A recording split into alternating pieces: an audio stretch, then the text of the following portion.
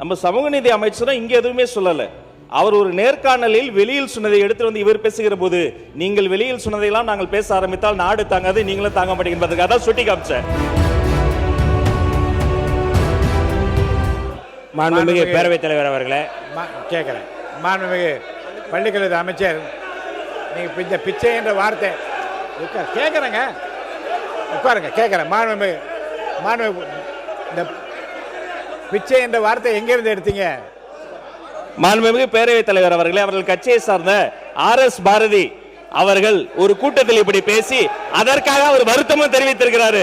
வரலாறு அன்னைக்கு அப்படிதான் முஸ்தபா பேசும்போதும் கூச்சல் குழப்பத்தை ஏற்படுத்தி அப்படி ஒன்று நடக்கல, நீங்க ஆதாரத்தை கொடுத்தார். தேவைப்பட்டால் சபாநாயகருக்கு நான் ஆதாரத்தை தருவேன். முஸ்தபா சொன்னதும் உண்மை, இந்த ராஜமோகன் சொன்னதும் உண்மை.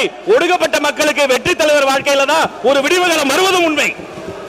மான் உறுப்பினர் இருங்க, மான் உறுப்பினர் பொதுக்கூட்டத்தில் நானே சொல்றேன். இல்ல மான் உறுப்பினர், நீங்க சொன்ன கருத்து வந்து விமர்சனத்துக்குள்ளாகி அவர் கட்சி தலைமையை கூட அதை கண்டித்து இருங்க. அந்த பிரச்சனை முடிவு கொண்டு வந்த பிரச்சனை, அதை பற்றி பேசாமல் ஆக்கப்பூர்வமாக அடுத்த கட்டத்துக்கு என்ன செய்யலாம் என்று பற்றி நான் பேசலாம். முடிஞ்சிச்சே.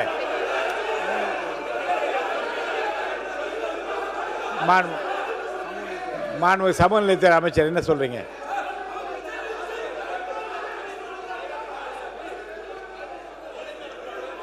நீங்க பேசுறீங்களா?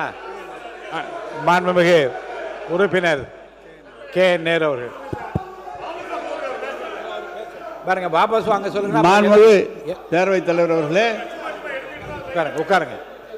மாண்புமிகு பேரவைத் தலைவர் அவர்களே, வெளியிலே பேசியதெல்லாம் சட்டமன்றத்திலே கொண்டு வந்து இங்கே இருக்கிற அமைச்சர்களோ உறுப்பினர்களோ பேசியிருந்தால் பரவாயில்லை. வெளியிலே ஏதோ பேசியதை எங்களுடைய கட்சி தலைமையை கண்டித்திருக்காங்க.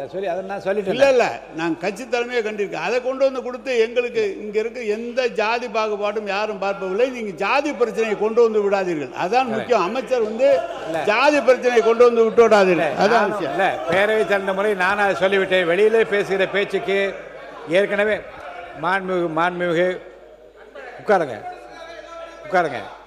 இருங்க. ஒரு இல்லை, மேற்கொண்டு இந்த பிரச்சனை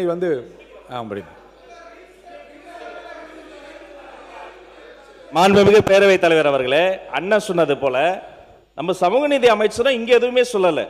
அவர் ஒரு நேர்காணலில் வெளியில் சொன்னதை எடுத்து வந்து இவர் பேசுகிற போது, நீங்கள் வெளியில் சொன்னதையெல்லாம் நாங்கள் பேச ஆரம்பித்தால் நாடு தாங்காது, நீங்களும் தாங்க மாட்டேங்கிறதுக்காக தான் சுட்டி காமிச்சேன். மற்றபடி எதையும் நான் சொல்லல.